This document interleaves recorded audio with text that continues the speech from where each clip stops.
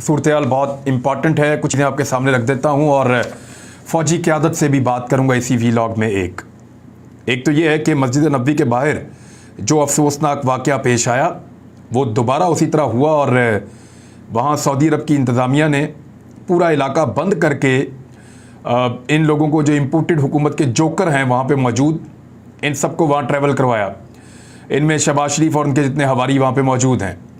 यानी हालत आप देखें कि पाकिस्तानी अवाम से पाकिस्तानी हुक्मरान को सऊदी अरब की पुलिस और वहाँ की इंतज़ामिया बचा रही है। कैसी बदकिस्मती है। पाकिस्तान के किसी हुक्मरान के ज़िम्मे आज तक कभी ऐसी कोई यानी ज़िल्लत और रुसवाई नहीं आई कि वहाँ पे उनके साथ ये सारा कुछ हो गया। बदकिस्मती से हो रहा है, मुझे अच्छा नहीं लग रहा, लेकिन ये इनके साथ हो रहा है। और अवॉइड करने के लिए पूरा इलाका, पूरा हरम खाली करवा के हज़ारों लोगों को बाहर खड़ा किया हुआ था। हज़ारों नमाजी जो है वो नमाज़ पढ़ने के लिए जाना चाह रहे थे और नहीं जा पा रहे थे। मैंने वीडियोस देखी, मैंने लोगों की उसके अंदर बातें सुनी। लोग ये कह रहे हैं कि लोग आपको चोर ना कहें तो क्या कहें, आपने चोरी की हुई है और अब आपकी वजह से इतनी तकलीफ हो रही है। पाकिस्तान में तो आप देते हैं तकलीफ, यहाँ पे आपके बच्चे भी ट्यूशन पढ़ने जाते हैं, बेगम साहिबा शॉपिंग करने जाती हैं तो रास्ते बंद हो जाते हैं। तो वहाँ सऊदी अरब में भी आपने यही किया। यानी ये इबादत के दिन हैं, मुतकिफ़ीन वहाँ पे मौजूद हैं, नमाजी वहाँ मौजूद हैं, पूरी दुनिया से उमरा ज़ायरीन वहाँ पे आए हुए हैं। उन सब के लिए आपने मस्जिद नबवी और हरम का जो अहाता है उसको आप बंद करवा के तो वहाँ पे आप अकेले मूव कर रहे हैं। ये कहाँ की शराफत है। तो नमाजियों को भी तकलीफ़ दी इन लोगों ने, ऐसा ही किया। और ये सिलसिला सिर्फ वहाँ पे नहीं है, मैं अभी बताता हूँ आगे चल के। मस्जिद नबवी के बाहर जो अफसोसनाक वाक़या पेश आया, सबसे ज़्यादा अपनी प्रेस कॉन्फ्रेंस में जिस खातून ने रियासत मदीना के कॉन्सेप्ट का तमस्खर उड़ाया वो मरियम औरंगज़ेब है। ये मैं ऑन रिकॉर्ड हूँ और मैं बिल्कुल ठीक बात कर रहा हूँ। मरियम औरंगज़ेब ने अपनी हर प्रेस कॉन्फ्रेंस में, अपने बेशुमार ट्वीट्स में, सोशल मीडिया पे, हर जगह पे इमरान खान साहब के रियासत मदीना का तमस्खर उड़ाया। किधर है रियासत मदीना, कहाँ बनी है रियासत मदीना, किधर है, दिखाएं मुझे रियासत मदीना। तो वो तारिक जमील साहब ने उसका बड़ा अच्छा जवाब दिया कि वो कोई बिल्डिंग नहीं थी जो बना के उसने खड़ी कर देनी थी। बेईमानी छोड़ दी जाए, लोग गलत काम करना छोड़ दें और अच्छे कामों की तरफ आ जाएं, झूठ छोड़ दिया जाए, बुग़्ज़ छोड़ दिया जाए। तो इस तरह की चीज़ें थी। रियासत मदीना का तो एक बहुत बड़ा कॉन्सेप्ट है, लेकिन सबसे ज़्यादा मजाक इसी खातून ने, मरियम औरंगज़ेब साहिबा ने उड़ाया रियासत मदीना का। और उनके साथ ही इस तरह का अफसोसनाक वाक़या वहीं मदीना मुनव्वरा में पेश आ गया, अब मस्जिद के बाहर। अब इस पर अफसोस का इज़हार किया जा सकता है। वहाँ जाने वाला हर शख्स सवाब की नीयत से जाता है, मोहब्बत की नीयत से जाता है। सर से लेकर पाँव तक लोग एहतराम बने हुए होते हैं और ये लोग सब जो गए थे ये भी ऐसे ही होते हैं। मदीना मुनव्वरा में तो प्यार मोहब्बत ही बहुत है, यानी कोई किसी को कुछ भी कह सकता है। लोग एक दूसरे को खाना खिलाते हैं, प्यार करते हैं। वहाँ पे तो अगर किसी को कुछ बुरा भी लग रहा है तो नफरत नहीं करते लोग। लेकिन इन हुक्मरानों की कैसी बदकिस्मती है कि इनसे इतनी शदीद नफरत है लोगों को कि लोग इनको वहाँ पे भी गुजरगाहों से गुजरते हुए माफ़ नहीं कर रहे, और ये भी लोगों को माफ़ नहीं कर रहे। वहाँ पे भी प्रोटोकॉल इन्होंने अजीमुशान किस्म के लगाए हुए हैं। अब आप फ़र्क यहाँ से चेक करें कि जो मौजूदा हुक्मरान हैं वो सऊदी हुकूमत से ये मुतालबा कर रहे हैं, इनकी डिमांड ये है कि उन लोगों को गिरफ्तार कर दिया जाए जो सऊदी लेबर वहाँ पे मौजूद है या उमरा ज़ायरीन वहाँ पे गए हैं एक एक पैसा जोड़ के। उन्होंने तो आपको चोर कहा है, वो पाकिस्तान में भी कह सकते हैं, कहीं और भी कह सकते हैं। लेकिन क्योंकि सऊदी अरब में जमहूरियत नहीं है, लिहाजा इस बात का फ़ायदा उठाते हुए उनको गिरफ्तार करवा रहे हैं। और एक तो याद रखिए, कोई तौहीन का मामला नहीं हो रहा वहाँ पर, तौहीन का कोई मुकदमा नहीं बनेगा, क्योंकि वहाँ बादशाह था। वो कहेंगे जी हमारे मेहमान आए हुए हैं, आपने उनकी बेहरमती की है, हमारे मेहमानों की बेइज्जती की है, और ये सऊदी कानून में इसकी इजाज़त नहीं है कि आप एहतजाज करें, आप प्रोटेस्ट करें, ये सऊदी कानून इसकी इजाज़त नहीं देता। तो लिहाजा ये मुकदमा बनेगा और लोगों को गिरफ्तार किया जाएगा। मस्जिद नबवी में तो जो दाखिल होता है उसके आंसू निकल आते हैं और ये मामूली बात है। मैं इस कैफियत से गुजरा हूँ, वहाँ हर तरफ मोहब्बत है और इश्क है। लेकिन ये कैसे बदनसीब लोग हैं जिन्हें इस तरह की नफरत का सामना वहाँ पर भी करना पड़ा है। अब एक ये हुक्मरान है जो कहते हैं गिरफ्तार करो हमारे लोगों को वहाँ पे, और एक साबिक हुक्मरान था इमरान खान, जिससे जब सऊदी बादशाह ने पूछा कि क्या चाहिए तो उसने कहा जी मेरे लोग आपने पकड़े हुए हैं मुख्तलिफ मुकदमात में, ये कह रहे हैं जी हमें चोर का इसलिए गिरफ्तार कर लो। और वो कह रहा था कि मुख्तलिफ मुकदमात में आपके वहाँ पे मेरे लोग पकड़े गए हैं, उनके घर वाले बहुत परेशान रहते हैं, मेहरबानी करके उन कैदियों को आप छोड़ दें, उन पर मेहरबानी कर दें, आप मुकदमात में रिलीफ दे दें। तो फिर सऊदी हुकूमत ने ऐसा किया था, सऊदी बादशाह ने ऐसा किया था। एक और वाकया हुआ, ये तो चले एक वाकया है, कासिम सूरी के ऊपर जब कल शाहजैन भुगटी को वहाँ पे इस रुसवाई का सामना करना पड़ा, किसी ने वहाँ पे देखा कि कासिम सूरी बैठा हुआ है कोसार मार्केट में, तो उसने टेलीफोन करके अपने साथियों को आगाह किया कि हम शाहजैन भुगटी का बदला यहाँ पे कासिम सूरी को फैंटी लगा कर लेंगे। वो 10-12 लोग इकट्ठे होकर डबल केबन डालों पे बैठ कर आए और उनका मनसूबाबंदी के तहत उन्होंने आगे नारे लगाते हुए कासिम सूरी पे हमला कर दिया। लेकिन आसपास जो लोग बैठे हुए थे, जो अपना अपना खाना खा रहे थे, वो सारे अपनी टेबलों से उठे और उन्होंने उन 10-12 लोगों के ऊपर गुंडागर्दी के मुकाबले में हमला कर दिया। अब ये आम लोग हैं, कोई कासिम सूरी का रिश्तेदार नहीं है, कोई उसको जानता नहीं है, किसी का पीटीए से ताल्लुक है, किसी का नहीं है, जो भी है, वो वहाँ जो वेटर थे उन्होंने भी फैंटी लगाना शुरू कर दी। और 2 मिनट के अंदर अंदर उन्होंने, यानी वो आए, पहले वो वीडियो बना रहे थे अपनी, तो लोगों ने उनको इतनी फैंटी लगाई कि वो बेचारे वहाँ पर जूतियाँ छोड़ के भागे हैं। ये लोग जो गुंडागर्दी कर रहे हैं, इंपोर्टेड हुकूमत के नुमाइंदे, उनको कल लोगों ने वहां पे फैंटी लगा दी है। इसके अंदर एक बहुत बड़ा पैगाम है। थोड़े दिन पहले तक मेरे जो सहाफ़ी दोस्त ये कह रहे थे कि क्योंकि मुस्तफ़ा नवाज खोखर को या इन लोगों को, जो वहां पे नूर आलम था, उसको एक बुजुर्ग शायरी ने कहा कि तुम लूटा बन गए हो, तो इसलिए जायज़ है जी उन सब ने मिलकर उसको बुजुर्ग आदमी को मारा, बहुत जायज़ है। और अब इसके ऊपर कोई एक भी ज़बान नहीं खोल रहा। इस जगह पे मैंने बहुत सारे सहाफ़ियों को बैठे हुए देखा है, सियासतदानों को बैठे हुए देखा है। हम भी यहाँ जाके बैठते हैं, कभी सहाफ़ियों के साथ बैठते हैं, कभी आपस में बैठ जाते हैं टीम के लोग, कभी कोई सियासतदान मिल जाए उसको बुला लेते हैं, उसके साथ गपशप लगाते हैं। मैंने थोड़े दिन पहले मुस्तफ़ा नवाज खोखर को एक बहुत बड़े सहाफ़ी के साथ वहाँ बैठे हुए देखा इस्लामाबाद के, और बाद में मुस्तफ़ा नवाज खोखर का जो मुक्का है उसको सबसे ज़्यादा, जो बुजुर्ग शहरी के मुँह पर पड़ा था, उसको सबसे ज़्यादा डिफेंड वही सहाफ़ी कर रहा था सोशल मीडिया के ऊपर। तो ये इस तरह का, यानी वो करे तो ठीक है, ये करे तो गलत है। तो यहाँ पब्लिक ने अपना फैसला सुनाया, उन्होंने फैंटी लगा के लोगों को भगा दिया और वेटरों ने मारा है, आम लोगों ने मारा है। यहाँ सियासतदान बैठे रहते हैं, कभी कोई नहीं मारता, लेकिन ये मुल्क को किस तरफ ले जा रहे हैं। खैबर पख्तूनख्वा की मसाजिद के अंदर बहुत सारी जगहों पे जो उलमा नमाज पढ़ाते हैं मौलवी, उन मौलवियों का ताल्लुक फजल रहमान साहब की पार्टी से है।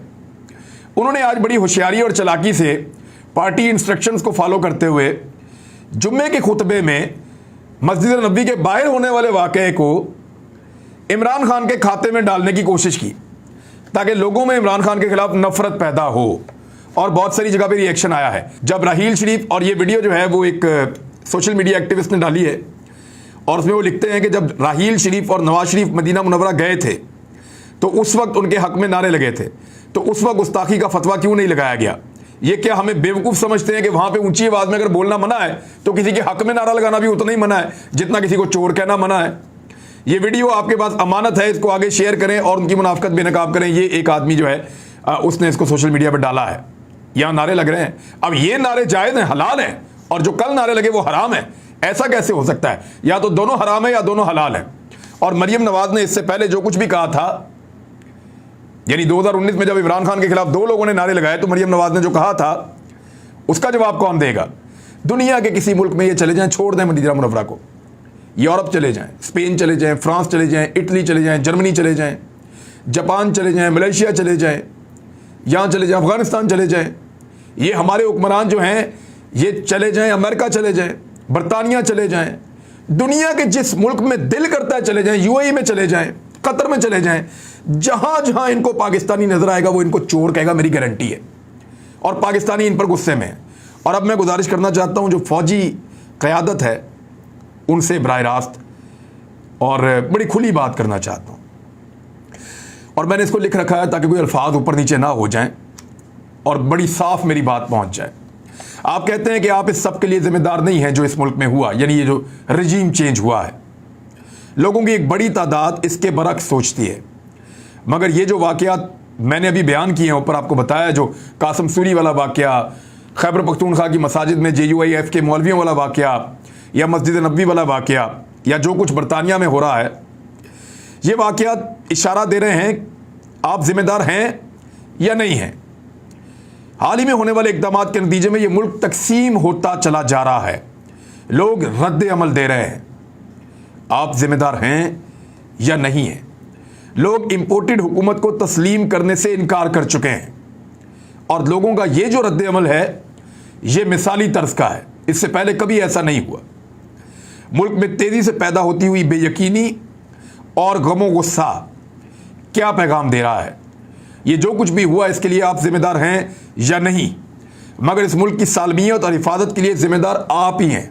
ये आपकी जिम्मेदारी है। मौजूदा हुक्मरानों और अवाम में एक नफरत है।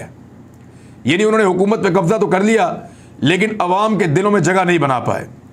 मदीना मुनव्वरा में पाकिस्तानियों को मना कर दिया गया कि जिस फ्लोर के ऊपर ये लोग रहते हैं या पाकिस्तान के इंपोर्टेड हुक्मरान जिस फ्लोर के ऊपर है, 8वें फ्लोर पे, मैंने होटल का नाम भी बताया था आपको, तो वहां पे पाकिस्तानियों को जाने से मना कर दिया गया। इतना ये पाकिस्तानियों से दूर है। दुनिया के हर मुल्क में इस इंपोर्टेड हुकूमत के खिलाफ पाकिस्तानी नफरत का शिकार है, उनको गुस्सा है। आप जिम्मेदार हैं या नहीं? अगर मामला एक हद से ज्यादा बिगड़ गया तो ये जिम्मेदारी फिर आप ही के कंधों पर आकर पड़ेगी और मजबूरन आपको ये जिम्मेदारी लेनी पड़ेगी। फिर आप क्या करेंगे?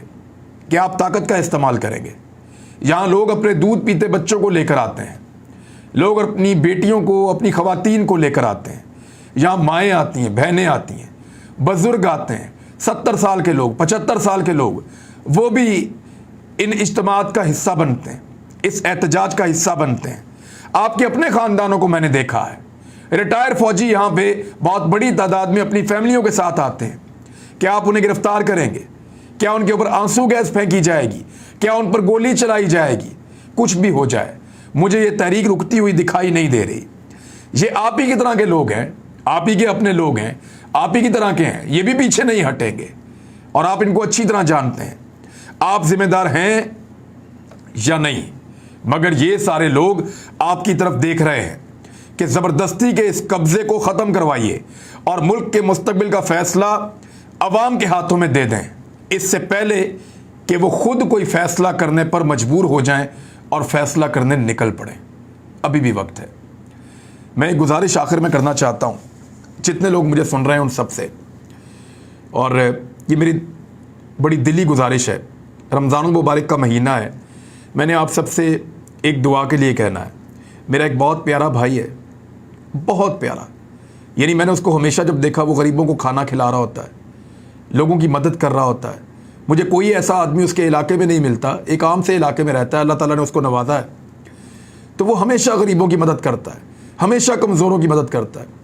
जब मेरे पास आएगा किसी ना किसी को लेकर आएगा, भाई ये गरीब आदमी ज़्यादती हो रही है, इसका ये मसला है, देखें इसको नाइंसाफ़ी हो रही है, आप मदद करें।